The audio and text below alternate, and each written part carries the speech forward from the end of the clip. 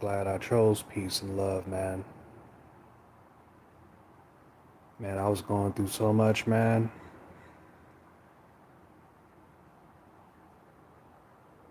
I won't talk about everything, but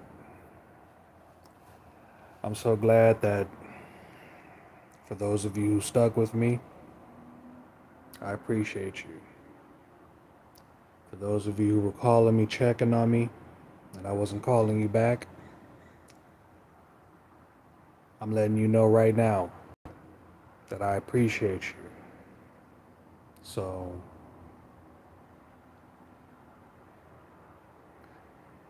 you know, that's why I had to call you back. Let you know, man, I'm doing good. It's just that God had to reveal some things to me.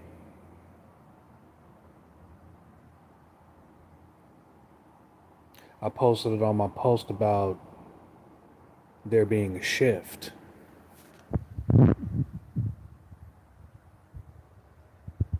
I've been on YouTube for a very long time, so I don't like the idea of making content and then having to, delete it. But ever since I felt like I've been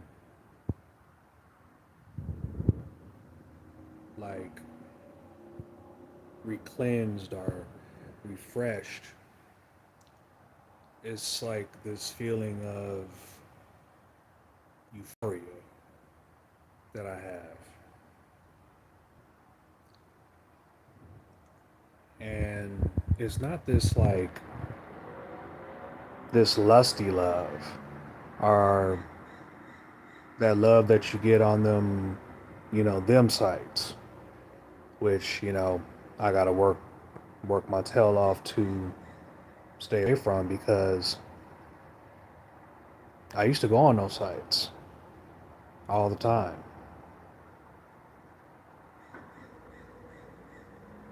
But now that I feel this shift happening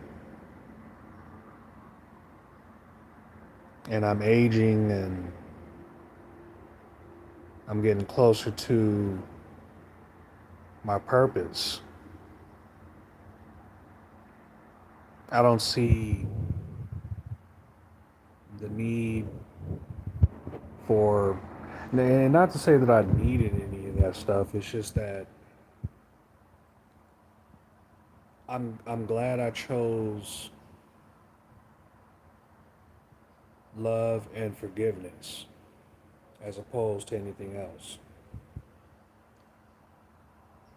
I apparently was so buried in the BS, man. Some people couldn't even tell if I was here or not. But like I said, I'm thankful.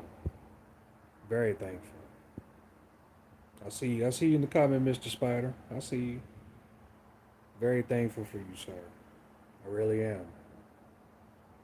I'm thankful for everybody who stuck with me, who stayed positive, and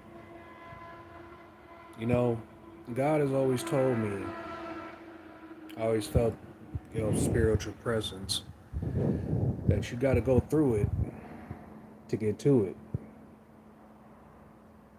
So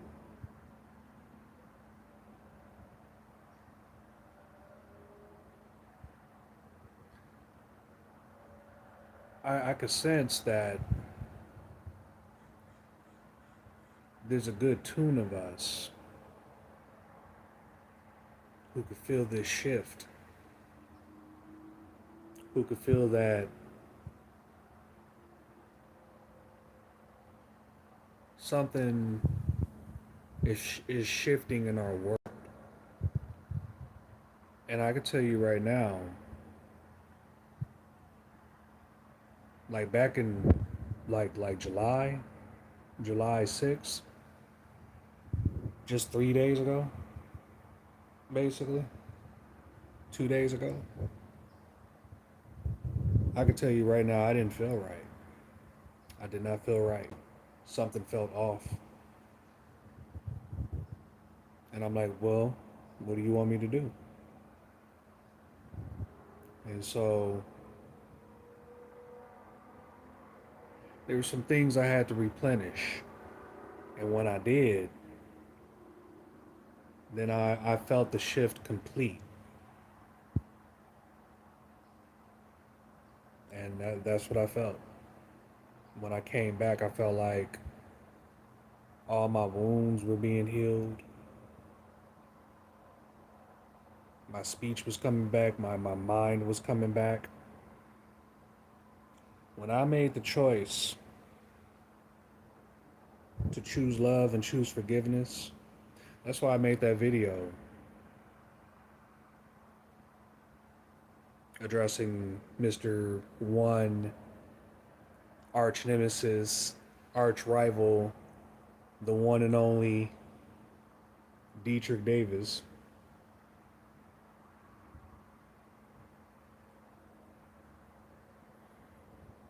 But I hope you can understand, brother. I've never hated you. There was never any kind of hate. Maybe a lot of misunderstandings, but I never hated you, brother. It was never out of hate. You know, you're a wrestling fan, just like I'm a wrestling fan. And one of my favorite storylines from AEW has been Hangman Adam Page versus Swerve Strickland. The way that storyline played out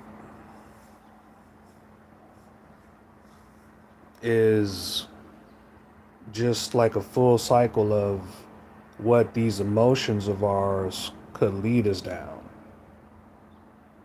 Now, you could think whatever you want to think about the wrestling world and storylines and how things play out, but between these two men, the picture that they've painted is that they have a great animosity toward each other.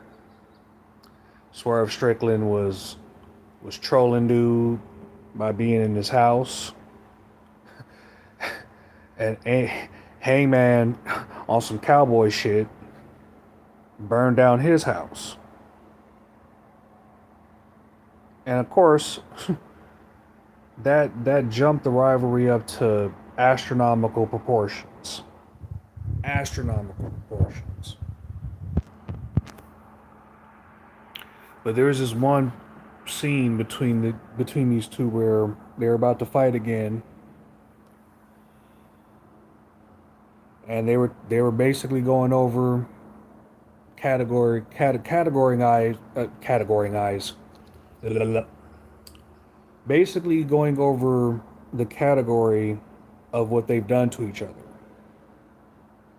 So they're screaming at each other. He's like, "You broke into my house. You burnt my house down. You deserved it." And dude said, "I know." And Hangman Adam Page said, "What did you say?" And Swerve Strickland said, "I know." Because when you up to no good, when you have that kind of animosity towards some people, you can't be surprised if they carry out that animosity toward you. They had another conversation where they sat down and talked, and Swerve Strickland was talking to Hangman Adam Page about that house that that he was going to raise his children, his children's children. But maybe it was a sign for him to let go and to move on and to choose forgiveness. And the final parts of that storyline, during the conversation, I don't think Hangman Adam Page realized it, but he left a chain behind. And he was getting ready to get into a big time war with one John Moxley, who's, by the way, Not only one of my favorite wrestlers, but he has a hardcore image about him. But he also makes a wonderful bad guy. Makes a wonderful bad guy. And John Moxley and Hangman Adam Page have been going back and forth themselves too. They've been going to war too. But John Moxley is a little bit on the lunatic fringe kind of side. Like if you're ever familiar with Dean Ambrose or John Moxley, and you know his CCW past, then you know that he can go off the rails. He had the AEW championship in a case, and you know all kinds of craziness between these two, obviously. So they had a Texas death match. And lo and behold, who comes out to help Hangman Adam Page defeat John Moxley? None other than Swerve Strickland, former AEW World Champion. Now you would think that Swerve has ambitions on becoming champion himself.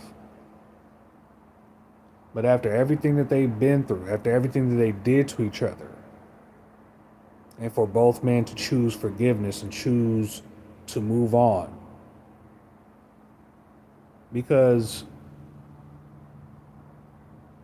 especially in the wrestling world, you're always going to have the new guy that you're going to be beefing with.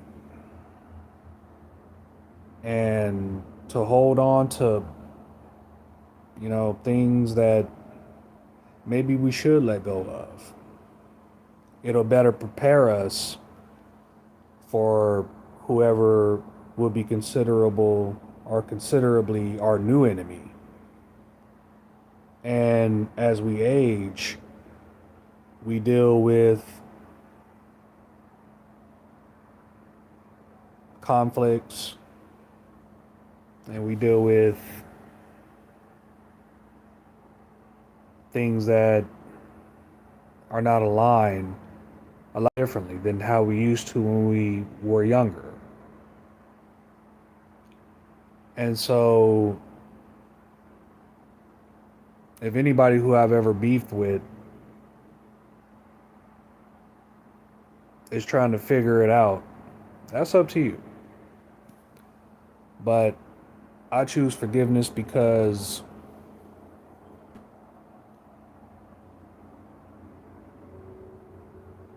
holding on to things when we live this life and time works the way that it does, we are constantly going in one direction. God has forgiven everything that He's forgotten. Why haven't you? Why haven't you forgiven everything? I mean, we only come from the same source. I've always looked at time like a flowing river. You can also look at a window when it rains, and you can see each raindrop. It has its own story. It comes from a particular source, and it leaves behind a stream. Now, what are we as YouTubers? We're streamers. And what are we talking about? What are we talking about that is building interest for people to watch us? What are we looking at out in this world?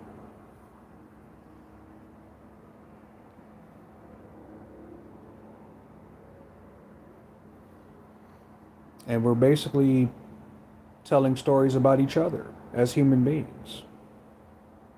Raindrops telling stories about other raindrops. And I don't control the next man's path, but I could say is that I would want to choose forgiveness rather than choosing hate and holding on to something that I probably should have let go of a long time ago. So, yeah, man, living my best life and taking one day at a time. That's how you can do. This dude says Tru Sherm said he's no longer going live. Lie. Hey, sorry about that. I just felt like I had to say a couple things, and you know, I really am trying to change because when I do these lives, I don't want to get back into a habit of lying. I've deleted so much content over these years. You gotta think about it, man.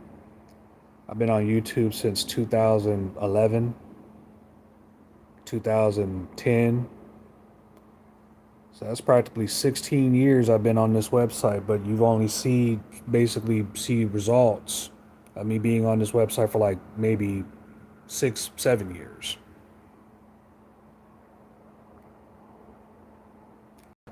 I used to go live and make Shermanations where, you know, I would show my appreciation to certain content creators by playing their music and, just things like that.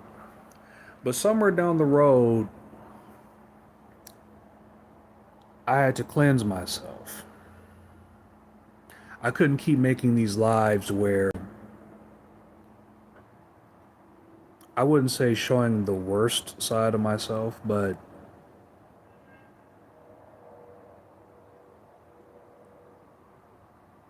it's just that some of these streams got just too deep. It just too deep for even for me.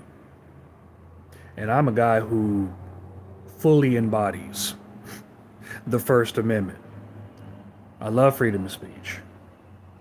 I even love when speech is directed toward me and is not always like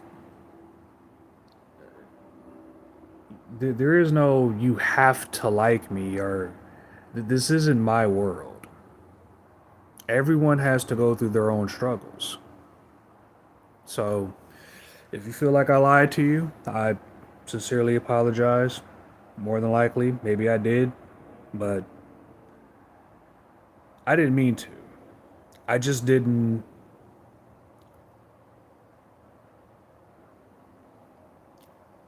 I just felt like I was going down the wrong path. And I've been going down the wrong path for quite some time. And it felt like, especially recently, it feels like recently I just woke up from a bad dream. It feels like I have been replenished, remolded, reformed, and I feel so much more positive now. And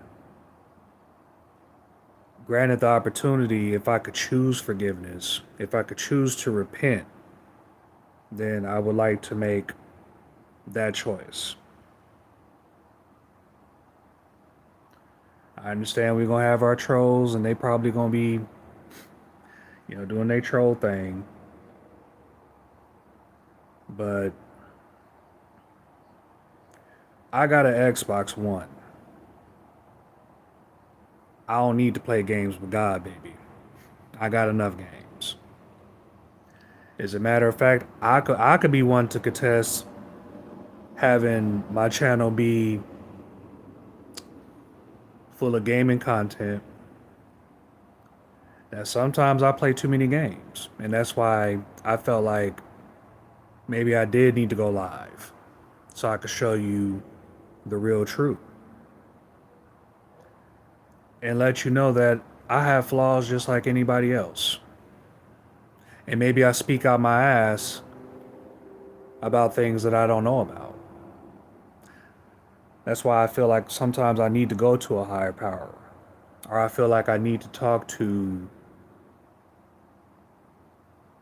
certain people who I've had beefs with, and just say, it's a time in my life I have to let go. Like, if we really want to do that wrestling thing, we could do it.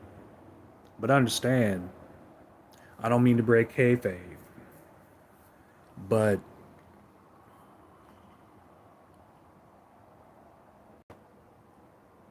if anything, I look at professional wrestling as an art. It's a means of telling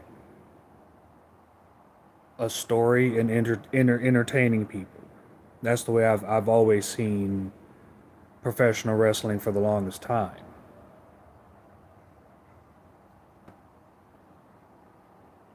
But you could buy into it. Buy into it way too deep. And like I said, these emotions could get sometimes rates it could get way too real. But I mean, it's better than being fake, but it's like I can't hold on to hate. I can't hold on to because I have a son, man.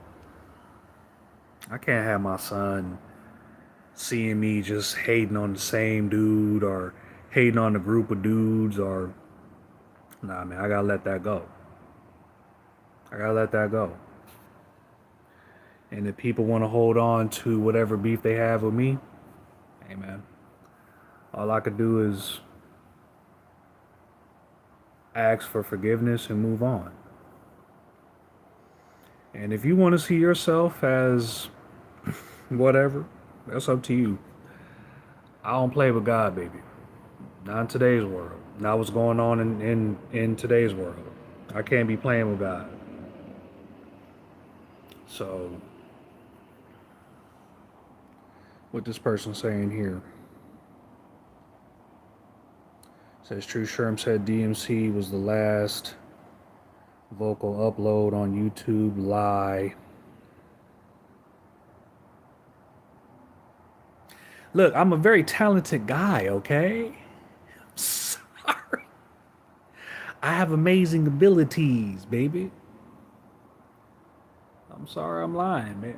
Just as you can clearly see, if I am lying to you, which I sincerely apologize about that, you can clearly see I'm going through quite a bit of things. I'll say one thing. I said this is the last time I'm going live on this, and that, and then nigga 2 days later I'm live. It's because God put something on my heart to really say, to really talk about. So getting to this point in my life,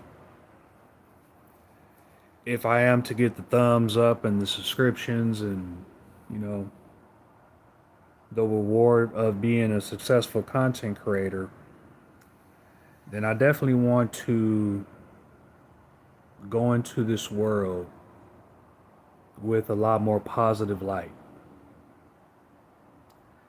And if you can forgive me and live that positivity with me,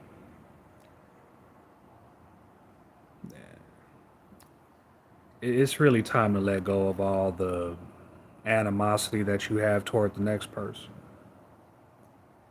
There's already some strange things in this world, things that I feel that we have to work on because there's a lot of deception, a lot of deceiving in this world. Like,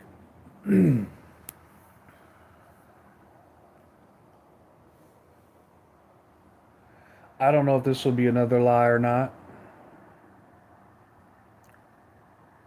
but I think I really have quit drinking alcohol because it just changes my demeanor too much.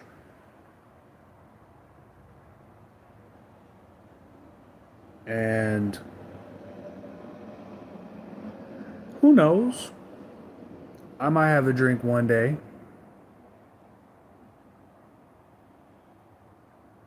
Might have a puff one day. But I definitely didn't want to live a life where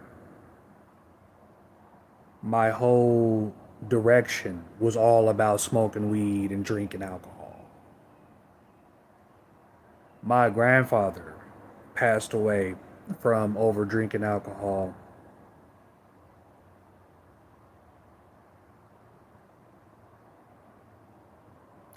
And boy, I could tell you, I forgive every single one of my family members, but I've had a few who who've had to struggle with their own addictions and, you know, things that are not really comfortable to talk about, you know? And I didn't necessarily know what this shift was, but whatever new person I was becoming, whatever direction I go from here on out, I called my mom and I called my father. I called my father first because his birthday is today, actually. His birthday is right now.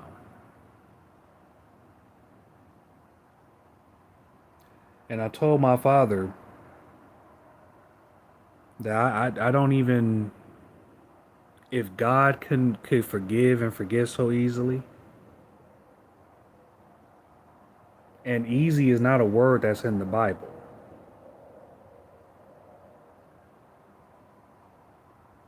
But God can take the things that you've done wrong and forgive you for them, redeem you for them. Then I told my father, you've done no wrong in my life. None. You can't do no wrong in my life. You gave me life. You're the reason why I'm here. One decision this way, one decision that way, I wouldn't be here. And I'm here because of you.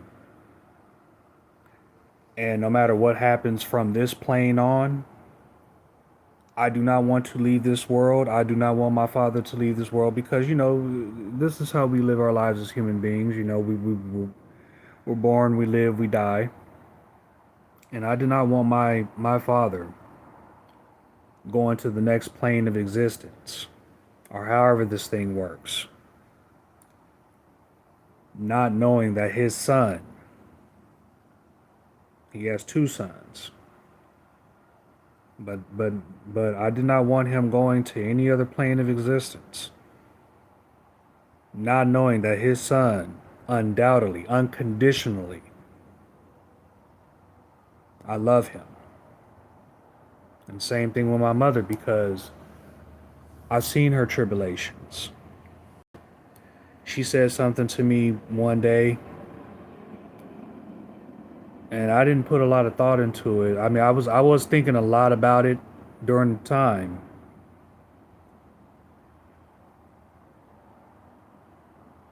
But I asked my mom, "What can I do for you?" I will never forget this. Hopefully I never do. But I asked my mom, "What can I do for you?" And you know what my mother said?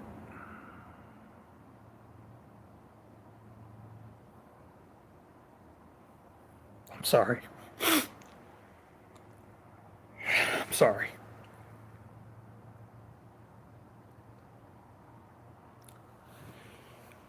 She said, "The best thing I could do, the best thing you could do for me, baby, is pray for me."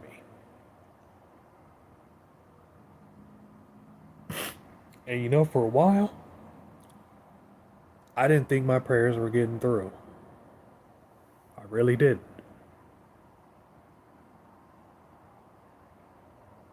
But when I saw my mom get married,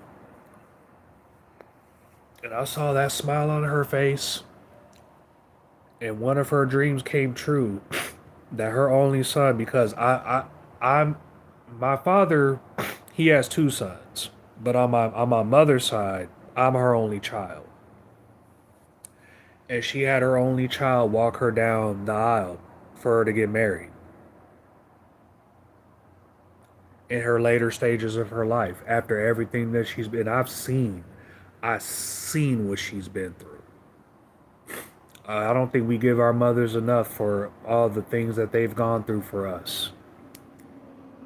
And she only had one child, me. I could not let my mom go to the next plane of existence. I let her know, yeah, we went through it. We did. I remember some times when we were living in some apartments and, you know, but I hold nothing over her head. Nothing. Because now that I'm in, my father mode and I've gone through some things and it's like, how can I judge my mom on this shit, man? I can't do that to moms. I can't do that to moms. So things started changing with me when I saw moms and I saw that big old smile on her face with her getting married. So I had to let my moms know. I had to let my pops know. Had to. Because I don't know what's going to happen in this life. I don't know what's going to happen from here on out. But I have to choose forgiveness and love and letting go. And yeah, I'm not going to be friends with every damn body. I'm not going to be Mr. Friendly, every single day. I'm going to try to come up with, especially when I go live, try to come up with some topical topics. One topic that's been coming to me, considering the fact, I used to indulge in marijuana, like I practically am a weed head. I've been indulging in marijuana for more than 14 years. And up until recently, it was like the first time in like a long time I went 2 full days without having marijuana.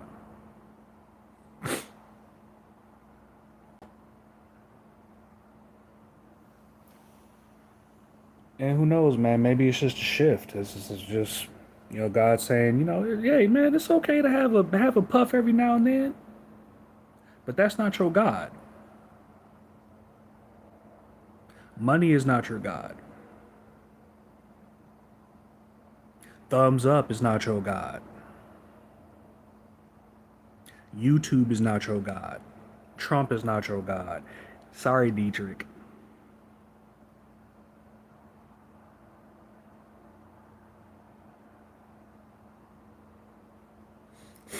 Dietrich, he a clown like me. He know how to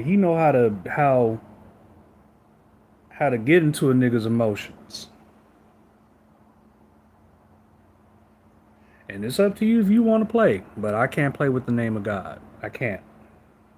Not after everything I've experienced in the past 48 hours.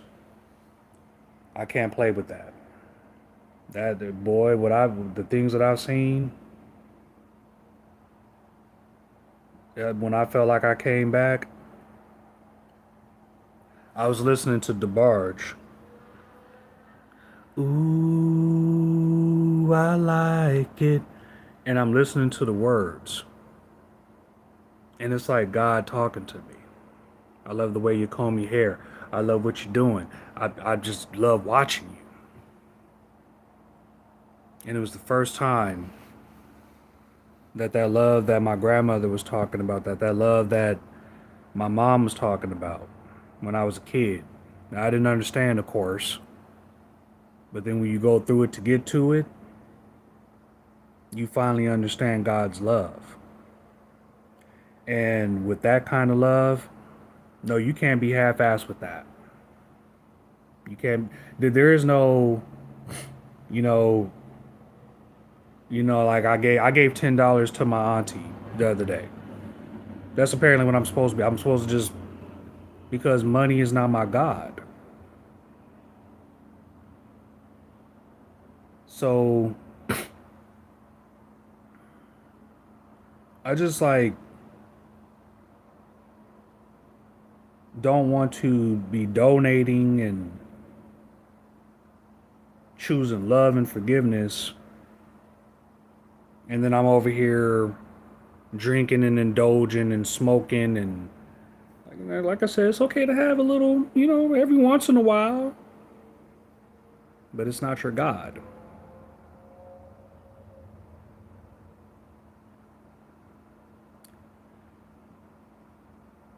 And understanding the thrills of addiction and hell, how hard it was for me just to shake marijuana. I'm like, man, I can't hold nothing over anybody. My father, he's been, driving trucks and things like that, and he might smoke a joint every now and then, but we definitely, I know I've reached a point in my life where like I just feel I don't need to do it every day like I used to. And you know what? That could have been the reason why I was having some of these seizures, you know what I'm saying? Because they doing something to the weed. They doing something to it. They making it too strong, too damn strong. I'm like, oh hell no. This stuff too strong, baby. And is there no wonder why I just subscribed to a channel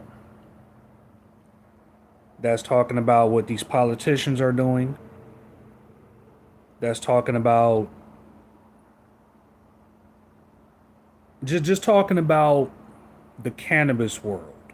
And I might give you the channel on a later basis, but I just felt like everything that was happening with me, it wasn't a coincidence. I felt like everything I've been experiencing lately has been happening for a reason. And I felt like I had to make a choice. And I choose love. I choose forgiveness. I choose to let it go. I choose to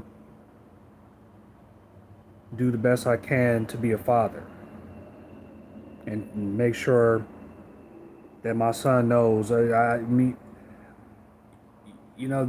a disconnect right now, but there's always a disconnect to some degree, because just like how my father couldn't necessarily walk, he couldn't walk he couldn't walk the steps that I'm walking. My mother can't walk the steps I'm walking. They can only guide me. And they did trust me, despite all of what they were going through, they did a wonderful job. They did the best job you can do in this world. So, yeah, man. He said all his love is waiting for you. Yeah, man. It's waiting for you too. It's not just about me. I want to make that very clear. That I know this is my channel, you know what I'm saying? I know this is my video, but this is definitely a message that, I hope that inspires people to just live your best life, and hopefully you don't choose hate. I ain't saying you gotta love me. I ain't saying you gotta be my friend. You got a friend in me. But man, I just feel so much more positive. I wouldn't say to like the point of cornball, but hey, man, if I gotta be a cornball, I'd rather be that than be whatever I was gonna become because I was just that close. Remember Dietrich? Just that close.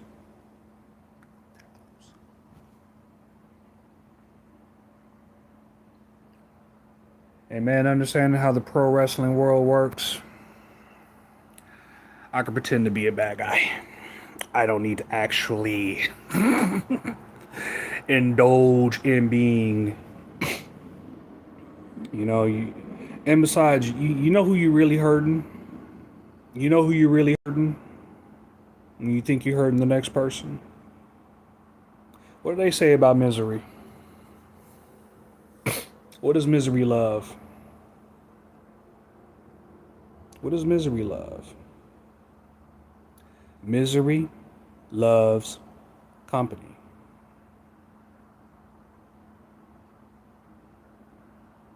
So just think about, think about what I'm saying here. Think about how I just did what I just did right there.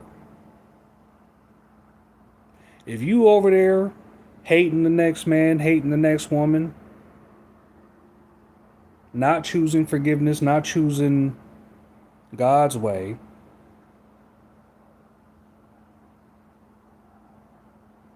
then what you think you gonna choose? If you ain't gonna choose this way, what you gonna think you gonna choose over here? Who you think waiting for you over here? When you choose the hate and the anger and the nastiness and the dirtiness, and why you think God wants you to clean your house? Why do you think it says get your house in order?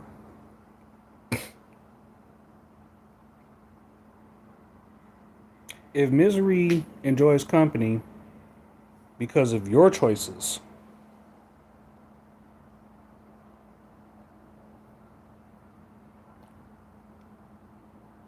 I mean, you got to think, man, nastiness, dirtiness, anger, hatred, bitterness, all these things have a source. Same thing with love, kindness, forgiveness. That has a source too. One leads to holding on, and remembering all the bad shit. That's why I do kind of, you know, I say I would let go before. If he wants to hold on, that's up to him. But I gotta let go because I finally see the duality of light and dark. You can see it on my face. I was about to go this way, and I don't think God wanted me to. He wanted to give me however many few chances I had left. And I don't know how many chances I had left, but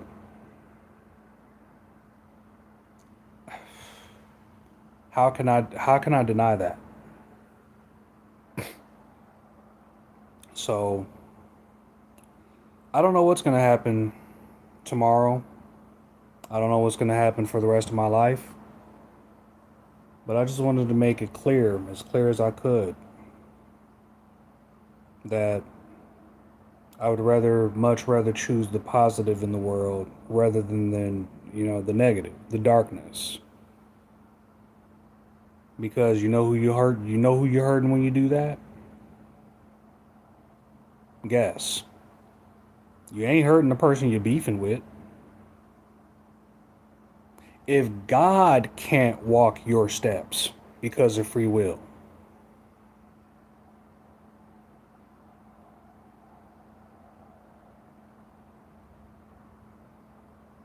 the only person hurting you is you.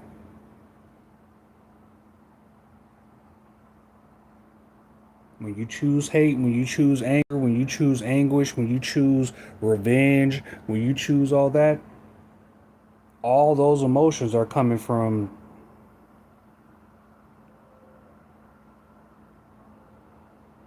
I know you're directing it to your rival, but that's not your real rival. It's not your real rival. Dietrich Davis is not my real rival. My real rival is if I choose the negative emotions as opposed to the positive emotions. So I won't take up too much time. I try not to go over an hour on these lives. I know, boy, we used to go live. Okay? Like 5 hours, 6 hours, boy. We was just, whew. And who knows? I ain't saying that I ain't gonna never do another 5 hour. I might do another 5 hour live one day. But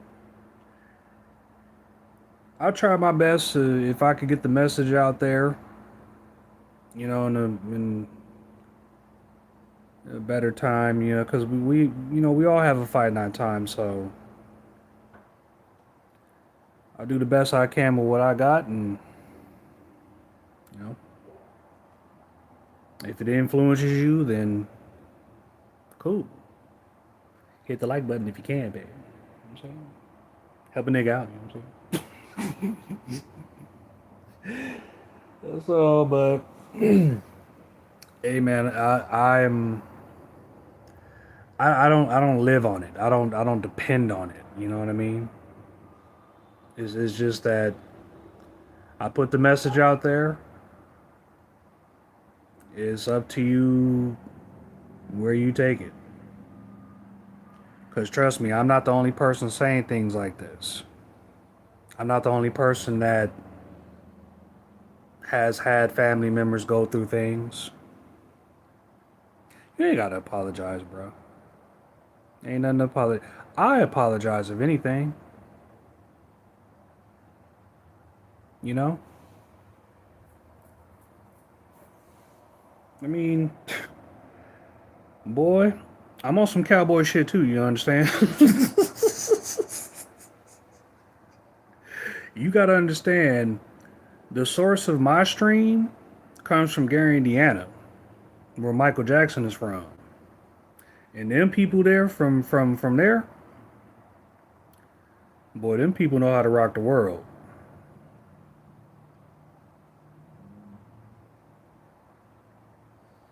And that's why for a while, Gary, Indiana was the murder capital of the world. The world. My mom told me that shit. I'm like, man, what would you sending me to my? What you sending me to Gary, Indiana for? To because at the time I was gonna go visit my father. I'm like, why does Dad live in the goddamn murder capital of the world? Why does he? Why live in the murder capital of the world, baby? It's just that when you're dealing with a very passionate group of people, emotions could string again in a negative direction. So I have to make my choice for myself. I hope you make your choice for yourself. I am Tru Sherm. Hope to see you guys for the next live. Peace out. I my lips are not right here underneath my damn nose. I meant to do that. But yeah. Let me try that again. I will see you guys later. Hope you guys have a good one. I really do. I really do.